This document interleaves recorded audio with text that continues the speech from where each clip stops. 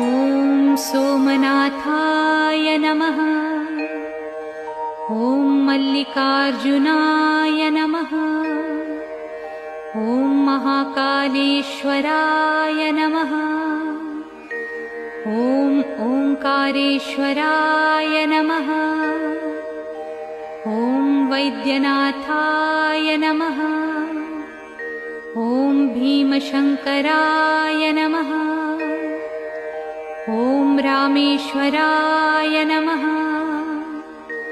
ॐ नागेश्वराय नमः। ॐ विश्वेश्वराय नमः। ॐ त्र्यंबकेश्वराय नमः। ॐ केदारेश्वराय नमः। ॐ भुस्मेश्वराय नमः।